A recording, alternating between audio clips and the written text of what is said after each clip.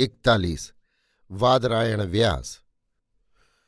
वैशाली के ठीक ईशान कोण पर, लगभग वैशाली और राजगृह के अर्धमार्ग में, पाटलिपुत्र से थोड़ा पूर्व की ओर हटकर गंगा के उपकूल पर एक बहुत प्राचीन मठ था। वो मठ वादरायण मठ के नाम से प्रसिद्ध था। उस मठ की बड़ी भारी प्रतिष्ठा थी। देश देशांतर के सम्राटों और सामंतों के समय समय पर अर्पित ग्राम, सुवर्ण और गौ तथा भूसंपत्ति से मठ बहुत संपन्न था। राजा और सभी जनों का वहां नित्य आवागमन बना रहता था। मठ की ख्याति और उसकी प्रतिष्ठा जो दिग्दिगंत में फैल रही थी, उसका कारण भगवान वादरायण व्यास थे, जो इस मठ के गुरुपद थे। उनके चरणों में बैठकर देश देशांतरों के बटुक विविध विद्याओं का अध्ययन करते और ज्ञान संपदा से परिपूर्ण होकर अपने देशों को लौटते थे। भगवान वादरायण कब से मठ के अधीश्वर हैं, ये कोई नहीं जानता। ना कोई यही कह सकता है कि उनकी आयु कितनी है। वे आज जैसे हैं वैसा ही लोग न जाने कब से उन्हें देखते आ रहे हैं। भगवान वादरायण धवल कौशेय धारण करते हैं। उनके सिर और दाढ़ी के बाल अति शुभ्र चांदी के समान हैं, जो उनके गौरवर्ण तेजस्वी मुखमंडल पर अत्यंत शोभायमान प्रतीत होते हैं। उनकी संपूर्ण दंत पंक्ति बहुमूल्य मुक्ता पंक्ति के समान शोभित है। उनका अनवरत मृदु मंद हास्य शरद कौमुदी से भी शीतल और तृप्तिकारक है। वे बहुत कम शयन करते हैं। अपराह्न में केवल एक बार हविष्यान आहार करते हैं।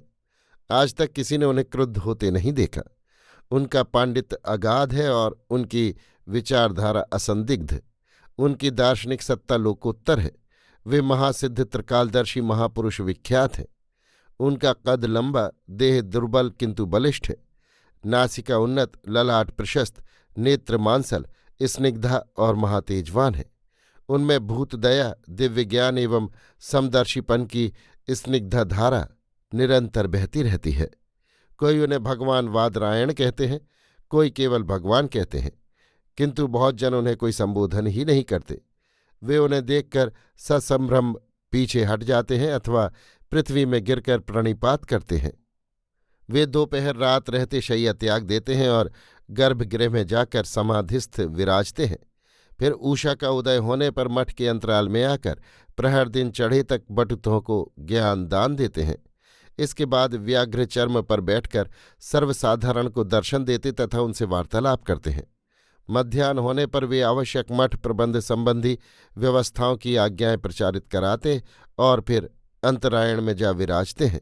उस काल में शास्त्र लेखन अथवा अदृष्ट गणना करते हैं अथवा किसी महत्वपूर्ण विषय पर विचार गवेषणा करते हैं।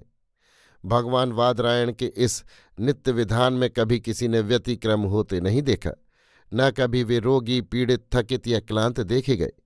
ऐसे ये भगवान वादरायण व्यास थे, जिनकी ख्याति उन दिनों दिग्दिगंत में फैली थी। भादों का संध्या काल था। आकाश पर काली घटाएं छा रही थीं। गंगा का विस्तार सागर के जैसा हो रहा था। उस पार दूर तक जल ही जल दीख पड़ता था। लता गुल्म सब जलमग्न हो गए। वृक्ष आधे जल में डूबे दूर से लता गुल्म जैसे प्रतीत होते थे। अभी दिन का थोड़ा प्रकाश शेष था। बटुकगण सांध्य अग्निहोत्र कर चुके थे। भगवान वादरायण मठ के पश्चिम ओर के प्रांत भाग में एक ऊंचे शिलाखंड पर खड़े भागीरथी गंगा का ये विस्तार देख रहे थे। उन्हीं के निकट एक ब्रह्मचारी युवा विनम्र भाव में खड़ा था। ब्रह्मचारी की आयु 30-32 वर्ष थी। उसकी छोटी सी काली दाढ़ी ने उसके तेजस्वी मुख की दीप्ति को और भी बढ़ा दिया था। उसका बलिष्ठ अंग कह रहा था कि वो ब्रह्मचारी असाधारण शक्ति से संपन्न है। भगवान वादरायण बोले, सौम्य मधु, गंगा का विस्तार तो बढ़ता ही जाता है। उस ओर के जो ग्राम डूब गए थे वहां उपयुक्त सहायता भेज दी गई है ना? ब्रह्मचारी ने विनयावनत होकर कहा, भगवान के आदेश के अनुसार 200 नावें कल ही भेज दी गई थी। वे अपना कार्य कर रही हैं। औषध और अन्न वितरण भी हो रहा है और पीड़ित क्षेत्र के स्त्री बच्चे एवं वृद्धों को सर्वप्रथम उठा उठाकर रक्षा क्षेत्रों में पहुंचाया भी जा रहा है। किंतु क्या ये पर्याप्त है मधु? पर्याप्त तो नहीं भगवान, परंतु अभी और अधिक व्यवस्था नहीं हो सकी। हमारी बहुत सी नौकाएं बह भी तो गई हैं। फिर माझियों की भी कठिनाई है। प्रातःकाल और 100 नावें जा रही हैं। ये अच्छा है, परंतु चिकित्सा और खाद्य सामग्री क्या प्रचुर मात्रा में है? जी हाँ भगवान, परंतु चिकित्सकों की कमी है। फिर भी रक्षण क्षेत्र में सर्वोत्तम चिकित्सा की व्यवस्था है। व्यवस्था तो विपद क्षेत्रों की भी होनी चाहिए मधु। ये सभी ग्रामवासी अति निरीह हैं, और इस बार तो उनका घर बार धन धान सभी बह गया। क्यों न? भगवान वादरायण की वाणी करुणा से आर्द्र हो गई। ब्रह्मचारी ने कहा, सत्य है, परंतु भगवान, वैशाली और राजगृह से चिकित्सक बुलाए गए हैं। उनके आने पर सब व्यवस्था ठीक हो जाएगी, और बाढ़ का जल घटते ही मठ की ओर से उनके घर द्वार निर्माण करने एवं बीज देने की यथावत व्यवस्था हो जाएगी। ऐसा ही होना चाहिए। परंतु क्या गणपति को तुमने सहायता के लिए नहीं लिखा? ये ग्राम तो वज्जीगण ही के हैं। जी हाँ भगवान, लिख दिया है। आशा है उपयुक्त सहायता शीघ्र मिल जाएगी। भगवान वादरायण हर हर करती गंगा की अपरिसीम धारा को देखते रहे। फिर कुछ देर बाद स्निग्ध स्वर में कहा, ठीक है मधु, सांध्यकृत का समय हो गया, चलो अब भीतर चले। परंतु मधु, आज एक संभ्रांत अतिथि आने वाले हैं। वे गंगा की राह आएंगे या राजमार्ग से ये नहीं कहा जा सकता। दोनों ही मार्ग अगम्य हैं, परंतु वे आएंगे अवश्य। तुम उनकी प्रतीक्षा करना और उनके विश्राम आदि की यत्न से सम्यक व्यवस्था कर देना, तथा उषा काल में उन्हें मेरे पास गर्भगृह में ले आना। बटुक ने मस्तक नवाकर आदेश ग्रहण किया। फिर आगे आगे भगवान वादरायण व्यास और उनके पीछे वो ब्रह्मचारी दोनों मठ की ओर चल दिए। 42 सम्मान्य अतिथि। सांध्यकृत्य समाप्त हुआ। भगवान वादरायण गर्भगृह में चले गए। ब्रह्मचारी उन्हें गर्भगृह के द्वार तक पहुंचाकर पादवंदन करके प्रांगण में लौट आया। अन्य वटुक भी अपने अपने स्थानों को लौट गए। पार्षदगण इधर उधर दौड़ धूप करके अपना अपना काम करने लगे। अनावश्यक दीप बुझा दिए गए। अपना कार्य समाप्त करके पार्षदगण भी विश्राम के लिए चले गए।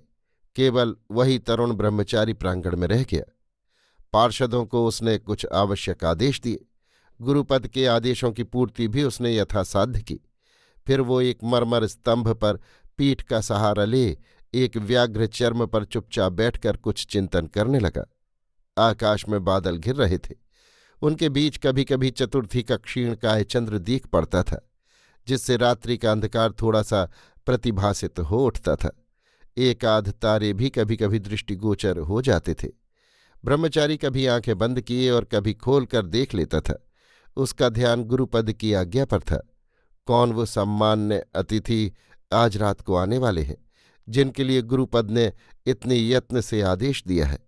उन्हीं की अभ्यर्थना के लिए उसने हठपूर्वक रात्रि जागरण करने का निश्चय कर लिया।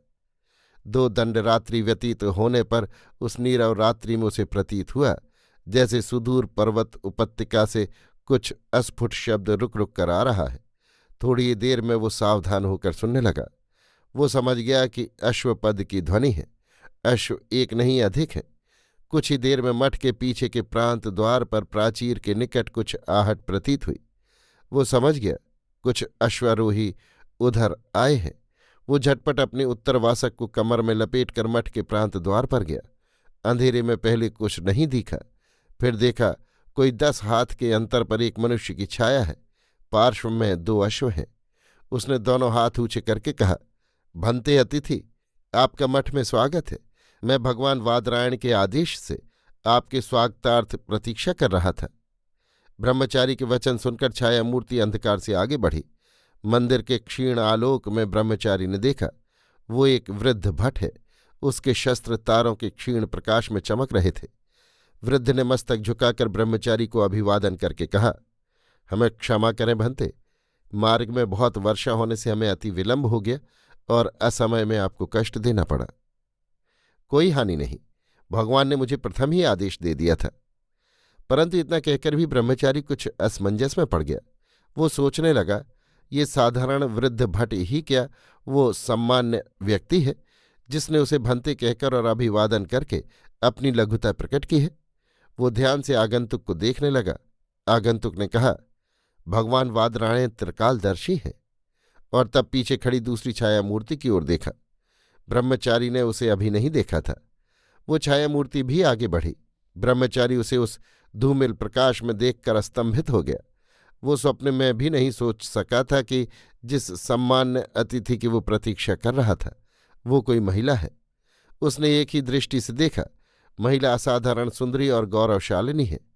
उसने आगे बढ़कर युवा ब्रह्मचारी से मधुर शब्दों में कहा, भंते ब्रह्मचारिण, हम लोग बहुत थक गए हैं, वस्त्र भी सब भीग गए हैं, अश्वों को भी दाना पानी नहीं मिला।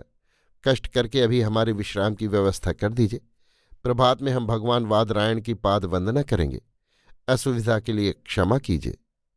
तरुण ब्रह्मचारी को जब गुरुपद ने आग्रहपूर्वक एक संभ्रांत अतिथि के आने का संकेत किया है तब वो अवश्य ही कोई महामहिम अतिथि होगा, ऐसा समझकर युवक विनय से बोला, देवी इधर से पधारे। आगे आगे ब्रह्मचारी और उसके पीछे अतिथि पेचीदे मार्गों से घूमते हुए मठ के भीतर प्रांगण में आए। वृद्ध भट्ट ने संकोच से कहा, किंतु अश्व, उनकी व्यवस्था हो जाएगी, आप चिंता न करें। फिर कोई नहीं बोला। ब्रह्मचारी ने एक सुसज्जित कक्ष में अतिथियों को ला खड़ा किया। कक्ष में विश्राम और सुख के सब राजसी साधनों को देखकर अतिथि स्तंभित रह गए। महिला ने मृदु मंद हास्य से कहा, भगवान वादरायण का ऐसा वैभव है? ब्रह्मचारी ने संकुचित होकर कहा, समुचित व्यवस्था नहीं कर सका। गुरुपद ने संध्या समय ही आदेश दिया था। आपको कोई आवश्यकता हो तो कहिए। नहीं नहीं, कुछ नहीं, हमें केवल विश्राम ही की आवश्यकता है। तो देवी सुख से विश्राम करें। थोड़ा गर्म दूध और हविष्यान में अभी भिजवाता हूं। साधु ब्रह्मचारिण, किंतु भगवान वादरायण को हमारे आगमन की सूचना होनी आवश्यक है। उसकी आवश्यकता नहीं, भगवान का आदेश है। कल उषा काल में गुरुपद के आपको दर्शन होंगे। मैं स्वयं आपको गर्भगृह में ले जाऊंगा। जैसी भगवान वादरायण की इच्छा। तो अब हम विश्राम करेंगे। ब्रह्मचारी विनय से मस्तक झुकाकर मठ के बाहरी प्रांगण की ओर धीरे धीरे अग्रसर हुआ। मठ के बाहरी प्रांगण में सन्नाटा था। वो प्रांगण को पार करता हुआ विश्राम के लिए अपनी कुटिया की ओर मठ के उत्तर प्रांत से जा रहा था। मठ के उत्तर द्वार की पीठिका के निकट एक एकांत स्थान पर उसकी कुटिया थी। वहां जाने के लिए उसे विस्तृत संपूर्ण प्रांगण, अंतर्भूमि और बाहरी विस्तृत भूभाग पार करना पड़ा। अभी केवल 2 स्थूल दीप बाहरी दीपाधारों में जल रहे थे। उन्हीं के प्रकाश में उसने देखा, उत्तर द्वार के सम्मुख बड़ी पौर के निकट एक मनुष्य मूर्ति दीप स्तंभ के नीचे खड़ी है। प्रथम उसे भ्रम हुआ, फिर निश्चय होने पर उसने उसके तनिक निकट जाकर पुकारा, कौन है? उत्तर संक्षिप्त मिला, अतिथि। ब्रह्मचारी ने बिल्कुल निकट जाकर देखा। अतिथि असाधारण है। वो एक दीर्घकाय, बलिष्ठ एवं गौरवर्ण पुरुष है। उसकी मुखाकृति अति गंभीर, आकर्षक और प्रभावशाली है। उसकी बड़ी बड़ी आंखों से शक्ति का स्रोत बह रहा है। उसके वस्त्र बहुमूल्य हैं।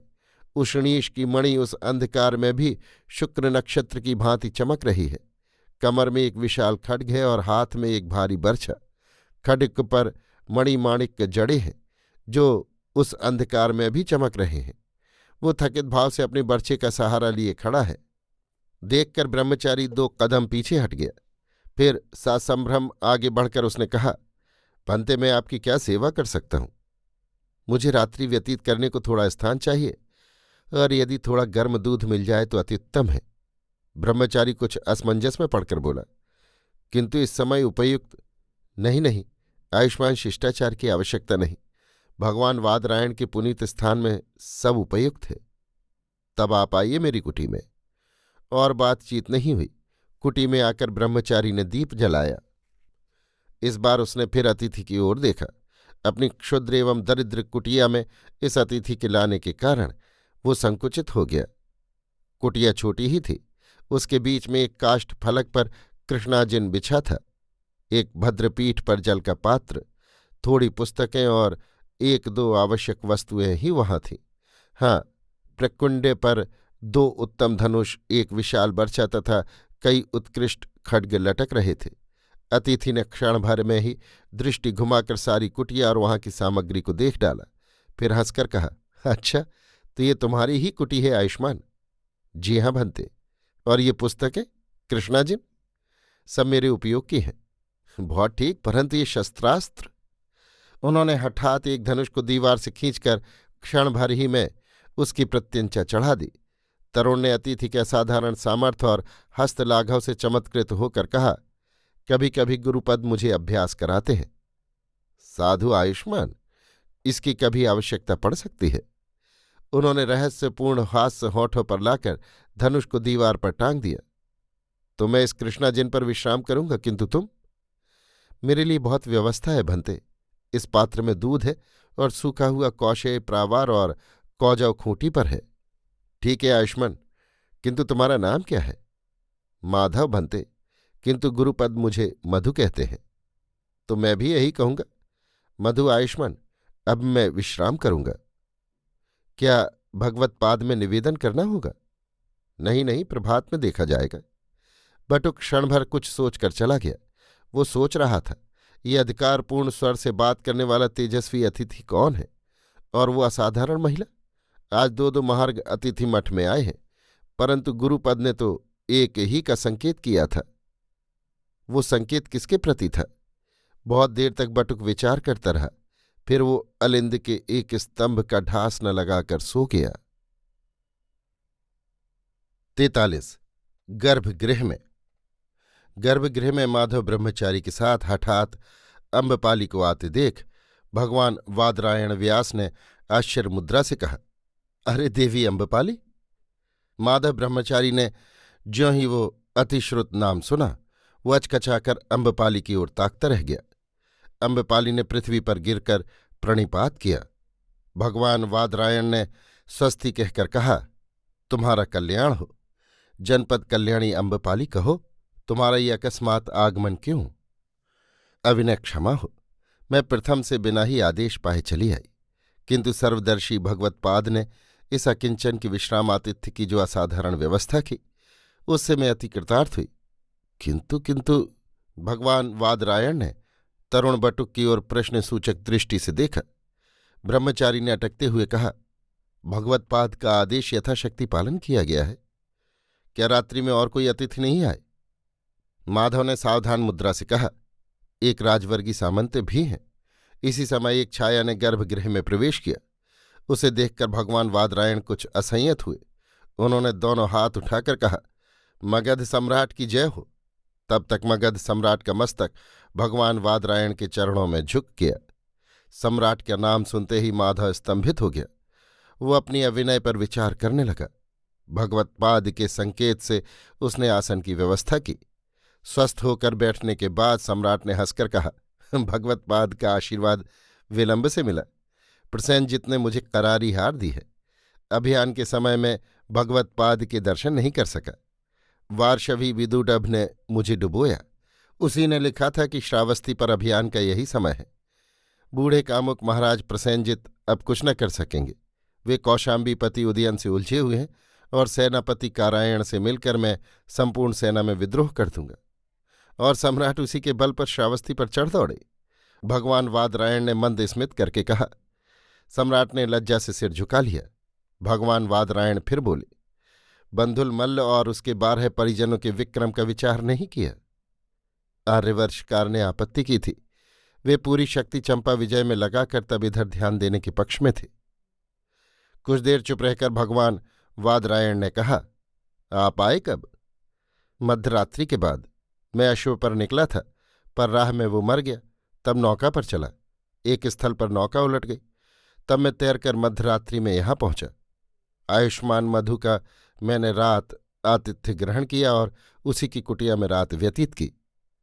भगवान वादरायण ने प्रश्नसूचक दृष्टि से माधव की ओर देखा। मधु ने लज्जित होकर कहा, अभिनय क्षमा हो, मैं सम्राट को पहचान न सका। गुरुपद का आदेश कदाचित। वो अम्बपाली की ओर देखकर चुप हो गया। अम्बपाली की ओर अभी तक सम्राट की दृष्टि नहीं गई थी। अब उन्होंने भी इधर देखा। घृतदीप के मंद पीत प्रकाश में अम्बपाली उन्हें एक सजीव चंपक पुष्प गुच्छ सी दीख पड़ी। इसी समय भगवान वादरायण खिलखिलाकर हंस पड़े। दोनों ने चकित होकर उनकी ओर देखा। उन्होंने कहा, खूब हुआ। सम्राट के लिए जो व्यवस्था की गई थी उसका देवी अम्बपाली ने उपयोग किया। फलतः सम्राट को माधव की कुटिया के काष्ठ फलक पर रात्रि व्यतीत करनी पड़ी। अम्बपाली ने आगे बढ़ और करबद्ध हो सम्राट का अभिवादन किया। फिर मधुर कंठ से कहा, सम्राट की जय हो। मुझसे अनजाने ही ये अपराध हो गया है। सम्राट ने हंसकर कहा, आप्यायित हुआ ये जानकर कि जनपद कल्याणी देवी अम्बपाली ने मेरे लिए नियोजित कक्ष में शयन सुख उठाया और हर्षित हुआ, अनुगृहित हुई। भला एक अनुग्रह तो स्वीकार किया देवी अम्बपाली ने। मुझे प्रसेनजीत से पराजित होने का क्षोभ नहीं है। सम्राट ने हंसकर दोनों हाथ फैलाए। भगवान वादरायण ने हंसकर कहा, लाभ है, लाभ है सुश्री अम्बपाली, तो मैं आज रात्रि में तुमसे वार्तालाप करूंगा। जैसी आज्ञा भगवान। उसने प्रथम भगवान वादरायण को और फिर मगध सम्राट को सिर झुकाकर अभिवादन किया और कक्ष से चली गई। एकांत होने पर भगवान ने कहा, तो आपकी महत्वाकांक्षा ने वर्षकार की बात पर विचार नहीं करने दिया। इसी से तो भगवान करारी हार खाई, परंतु वैशाली में ऐसा अवसर न आने पाएगा क्यों? भगवत पाद जब हृदयगत भाव से अवगत हैं तो मैं आशीर्वाद की आशा करता हूं। सम्राट को उसकी क्या आवश्यकता है? विजय के लिए उनकी सेना और कूटनीति यथेष्ट है। किंतु ये तो भगवत पाद का कोप वाक्य है। भगवान प्रसन्न हो। भगवान वादरायण ने मंद हास करके कहा, नहीं नहीं सम्राट, कोप नहीं, परंतु सम्राटों और विरक्तों का दृष्टिकोण सदा ही पृथक रहता है। परंतु भगवान, जहां जनपद हित और व्यवस्था का प्रश्न है वहां सम्राट और विरक्त एक ही मत पर रहेंगे। फिर भी सम्राट विरक्त सदैव कर्तव्य पर विचार करेगा और सम्राट अधिकारों पर। यही अधिकार युद्ध, रक्तपात और अशांति की जड़ हैं। यद्यपि वे सदैव जनपद हित और व्यवस्था के लिए किए जाते हैं। अविनय क्षमा हो भगवान, इस युद्ध, रक्तपात और अशांति में भी एक लोकोत्तर कल्याण भावना है। भगवान भली भांति जानते हैं कि छोटे छोटे स्वतंत्र राज्य छोटे छोटे स्वार्थों के कारण परस्पर लड़ते रहते हैं। साम्राज्य ही उन्हें शांत और समृद्ध बनाता है। साम्राज्य में राष्ट्र का बल है। साम्राज्य जनपद की सर्वश्रेष्ठ व्यवस्था है। भगवत्पाद हंस दिए। उन्होंने कहा, इसी से सम्राट छोटे से वैशाली के गणतंत्र को मगध साम्राज्य में मिलाना चाहते हैं। सम्राट ने कुछ लज्जित होकर कहा, भगवान, स्वाधीनता सर्वत्र ही अच्छी वस्तु नहीं है। ये दासता की ध्वनि है और इसके मूल में आपाद, अशांति, अव्यवस्था और उत्क्रांति है। भगवान ने किंचित हास्य कर कहा, तो कौशाम्बीपति उदयन ने श्रावस्ती अभियान में आपको सहायता नहीं दी? यही तो हुआ भगवान। विदूढ़ ने यही तो कहा था कि कौशाम्बीपति ससैन्य सीमा प्रांत पर सन्नद्ध हैं। ज्यों ही मगध सैन्य का आक्रमण होगा वे उस ओर से घुस पड़ेंगे। ये अभिसंधि कदाचित बंधुल मल्ल ने पूरी नहीं होने दी। नहीं भगवान, आर्य योगंधरायण ने उदयन को आक्रमण न करके हमारे युद्ध का परिणाम देखने की सम्मति दी। योगंधरायण मृत मांस खाना चाहता था। भगवान वादरायण जोर से हंस दिए। सम्राट भी हंसे। मैं भगवत्पाद के हास्य का कारण समझ गया। कदाचित कौशाम्बीपति योगंधरायण की सम्मति अमान्य करते, पर गांधार नंदिनी कलिंग सेना का अनुरोध न टाल सके। देवी कलिंग सेना ही के लिए उदयन ने कौशल पर आक्रमण किया था, परंतु कलिंग सेना ने ही जब ये संदेश भेजा कि मैंने कोसलेश को आत्मसमर्पण कर दिया है, कौशाम्बीपति का मेरे लिए अभियान धर्मसम्मत नहीं है, तब कौशाम्बीपति निरुपाय हो युद्ध विरत हो गए। भगवान वादरायण ने कहा, तो सम्राट अब नित्य कर्म से निवृत्त हो विश्राम करें, अभी और बातें फिर होंगी। वे उठ खड़े हुए। सम्राट भी उठे। भगवान ने कहा, मधु सम्राट के लिए। सम्राट ने बाधा देकर कहा, नहीं नहीं भगवान, मधु की कुटिया मुझे बहुत प्रिय है और मधु उससे भी अधिक। कदाचित इसलिए कि वो साधु कम और सैनिक अधिक है। भगवान, मुझे मधु जैसे सैनिकों की बड़ी आवश्यकता है। तो सम्राट जैसे प्रसन्न हो। तीनों गर्भगृह से बाहर निकले। 44 भारी सौदा। अम्बपाली ने अपने कक्ष में सम्राट को आमंत्रित किया। सम्राट के आने पर उनका अर्घ्यपाद्य से सत्कार करके अम्बपाली ने उन्हें उच्च पीठ पर बिठाकर कहा, तो क्या मैं आशा करूं कि सम्राट ने मेरा अपराध क्षमा कर दिया? कौन सा अपराध? पहले अभियोग उपस्थित होना चाहिए। अम्बपाली ने मंद स्मित करके कहा, गुरुतर अपराध सम्राट। मैंने सम्राट के लिए व्यवस्थित कक्ष और अभ्यर्थना का अपहरण जो किया, ये अपराध तो बहुत प्रिय है और सुखद है देवी अम्बपाली। मैं चाहता हूं मेरे जीवन के पल पल में देवी ये अपराध करें। देव क्या ऐसी ही भावुकता से न्याय विचार करते हैं? यदि अभियुक्त कोमल कवि कल्पना की सजीव प्रतिमूर्ति हो तो फिर सम्राट क्या और वधिक क्या, उसे भावुक बनना ही पड़ेगा। देव, ये तो मगध सम्राट की वाणी नहीं है। सत्य है देवी अम्बपाली, ये एक आतुर प्रणयी का आत्मनिवेदन है। सम्राट की जय हो। देव राजमहिषी के प्रति अन्याय कर रहे हैं। देवी अम्बपाली प्रसन्न हो, वे सम्राट के साथ अत्याचार कर रही हैं। किस प्रकार देव? वहां खड़ी रहकर यहां पास आकर बैठो, एक तथ्य सुनो प्रिय। अम्बपाली ने एक पीठ पर बैठते हुए कहा। देव की क्या आज्ञा होती है? सुनो प्रिय, सम्राट पर करुणा करो, इसे प्रसेनजीत से ही पराजित नहीं होना पड़ा। शांतम पापम, क्या देव कोई दूसरी दुर्भाग्य कथा सुनाना चाहते हैं? कथा नहीं, तथ्य प्रिय। इस भाग्यहीन बिंबिसार को प्रणय क्षेत्र में तो जीवन के प्रारंभ में ही हार खानी पड़ी है। देव ये क्या कह रहे हैं? वही जो केवल देवी अम्बपाली से ही कह सकता था। प्यार की वो निधि तो प्रिय अम्बपाली अभी तक वहीं उस पुराण हृदय में धरी है, किसी की धरोहर की भांति, और मैं आजीवन उसके धनी को ही खोजता रहा हूं। हाय हाय, और देव उसे अभी तक पाने में समर्थ नहीं हुए। आज हुआ प्रिय, संभाल लो वो सब अपनी पूंजी और इस शुष्क निसंग बिंबसार के जलते हुए सूने जीवन में प्यार की एक बूंद टपका दो। देवी अम्बपाली, प्रिय, मैं आज से नहीं कब से तुम्हारी बाट जोह रहा हूं। तुमने सदैव मेरी भेंट अस्वीकार करके लौटा दी, मुझे दर्शन देना भी नहीं स्वीकार किया, किंतु आज प्रिय मैंने अनायास ही तुम्हें पा लिया। ओह, प्रसेनजीत का ही ये प्रसाद मुझे मिला। आज हार कर ही मैं भाग्यशाली बना प्रिय अम्बपाली। सम्राट उठ खड़े हुए और दोनों हाथ पसार कर अम्बपाली की ओर बढ़े। अम्बपाली खड़ी हो गई, उसका हास्य उड़ गया। उसने सूखे कंठ से कहा, देव संयत हो, मैं देव से ही सुविचार की अभिलाषा रखती हूं। मैं अंततः सुविचार करूंगा प्रिय। तो देव, मेरा निवेदन है कि सम्राट की ये प्रणय याचना निष्फल है। आह प्रिय, तुमने तो एक बारगी ही आशा को सुमदलित कर दिया। सुनिए महाराज, आप सम्राट हैं और मैं वैश्य, हम दोनों ने ही प्रणय के अधिकार खो दिए हैं। किंतु प्रिय, हम मानव तो हैं, मानव के अधिकार वे भी हमने खो दिए। तो जाने दो, कृमि, कीट, पतंग, पशु जितने प्राणी हैं, क्या उनकी भांति भी हम प्रेम का आनंद नहीं ले सकते? दो निरीह पक्षियों की भांति भी नहीं? नहीं देव, नहीं। जैसे वैश्य होना मेरे लिए अभिशाप है, वैसे ही सम्राट होना आपके लिए। प्रेम के राज्य में प्रवेश करना हम दोनों ही के लिए निषिद्ध है। हम लोग प्रेम का पुनीत प्रसाद पाने के अधिकारी ही नहीं रहे। तब आओ प्रिय, हम इस अभिशाप को त्याग दें।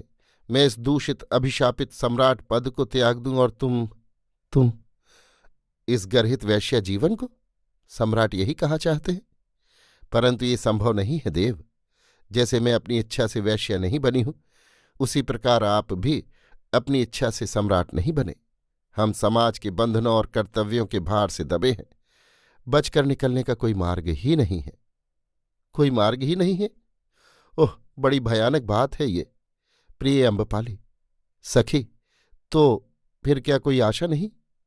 सम्राट ने वेदनापूर्ण दृष्टि से अम्बपाली को देखा। वे धम से आसन पर बैठ गए। अम्बपाली ने खोखले स्वर से नीची दृष्टि करके कहा, आशा क्यों नहीं है सम्राट, बहुत आशा है। ओह, तो प्रिय, फिर झटपट मेरे सौभाग्य का विस्तार करो। वे फिर उठकर और दोनों हाथ फैलाकर अम्बपाली की ओर चले। अम्बपाली ने पत्थर की मूर्ति की भांति स्थिर बैठकर कहा, देव, आप आसन पर विराजमान हो, मैं निवेदन करती हूं। हमारी आशा यही है देव कि मैं वैश्य हूं और आप सम्राट हैं।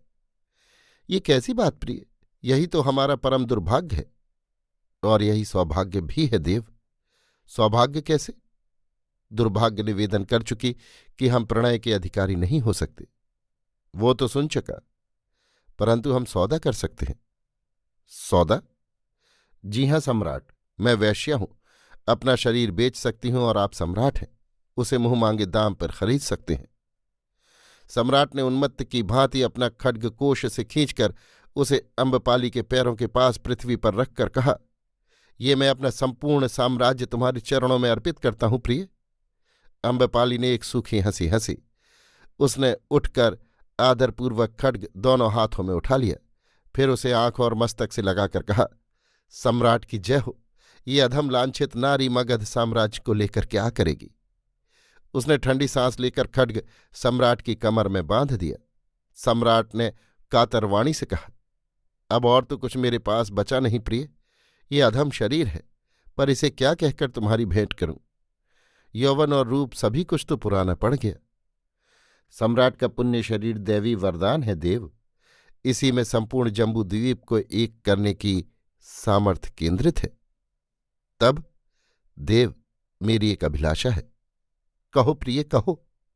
आपकी औरत से मेरे गर्भ में जो संतान हो, वही मगध का भावी सम्राट हो।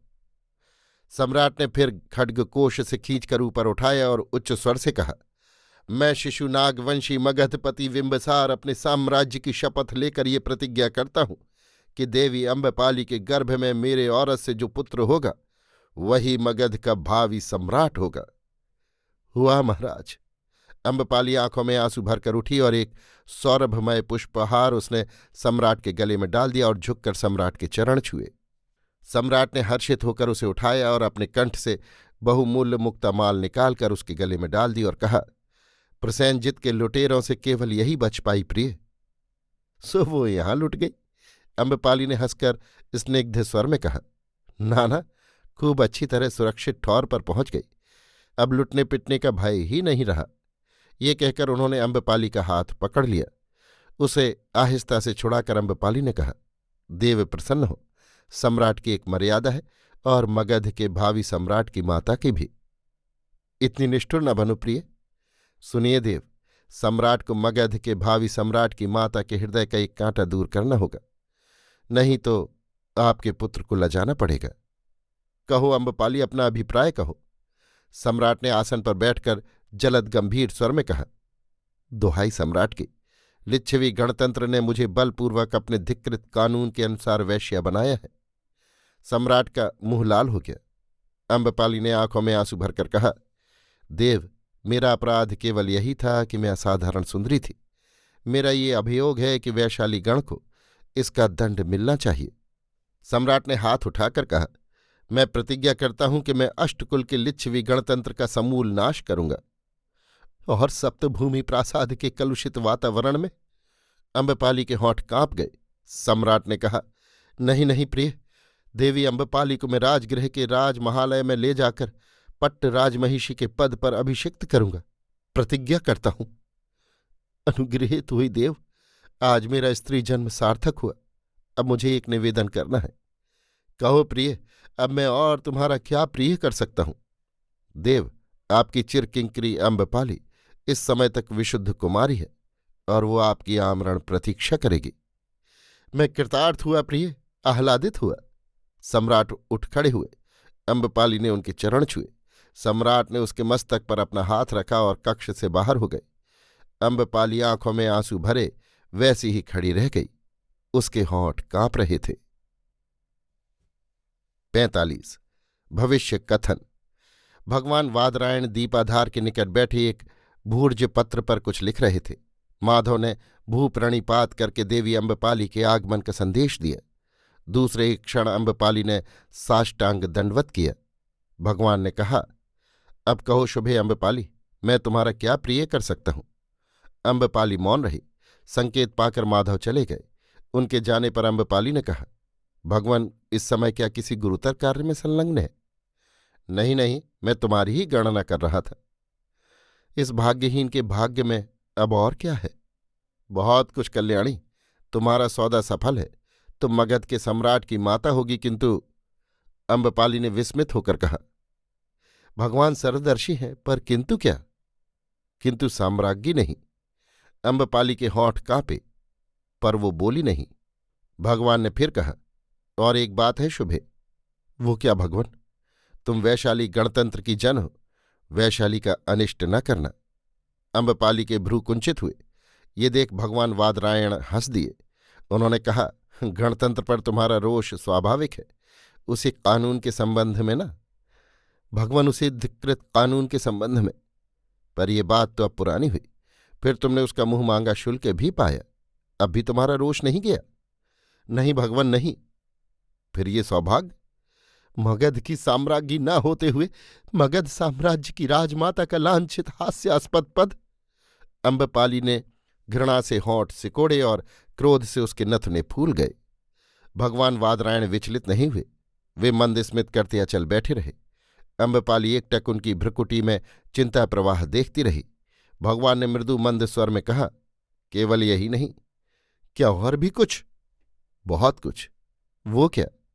भगवत पाद क्षण भर गहन चिंता में डूबे रहे, फिर जलद गंभीर वाणी से बोले, शुभे अम्बपाली, तुम विश्व विश्रुत साध्वी प्रसिद्ध होगी। भगवान, मैं अधम वैश्य? शुभे, जिसके चरण तल की अपेक्षा मगध साम्राज्य का चक्र भी लघु है, उसे ये आत्म प्रतारणा शोभा नहीं देती। फिर उन्होंने भाव गंभीर हो दोनों हाथ उठाकर कहा, तुम्हारा कल्याण हो, परंतु तुम वैशाली की जनपद कल्याणी हो। एक बार तुमने आत्मदान करके वैशाली को गृह युद्ध से बचा लिया था। अब अपने तामसिक रोष में जनपद का अनिष्ट न करना। व्यक्ति से समष्टि की प्रतिष्ठा भी बड़ी है, स्वार्थ भी बड़ा है। व्यक्ति का स्वार्थ हेय है, परंतु समष्टि का स्वार्थ उपादेय। भगवत पाद ये कहकर कुछ देर मौन रहे, फिर बोले, त्याग संसार में महाश्रेष्ठ है। त्याग से अरिष्ट अनिष्ट सब टल जाते हैं। तुम जब देखो कि तुम्हारे द्वारा वैशाली का, उत्तराखंड के इस एकमात्र गणतंत्र का अनिष्ट हो रहा है, तब कोई महान त्याग करना, अनिष्ट टल जाएगा। मेरा ये वचन भूलना नहीं शुभे, नहीं तो वो महासौभाग्य तुम्हें प्राप्त नहीं होगा। मैं याद रखूंगी भगवन। तुम्हारा कल्याण हो भद्रे। अब तुम अपने आवास को जाओ। अम्बपाली बड़ी देर तक भगवान वादरायण व्यास के चरणों में चुपचाप पृथ्वी पर पड़ी रही, फिर आंखों में आंसू बहाती हुई उठकर चल दी।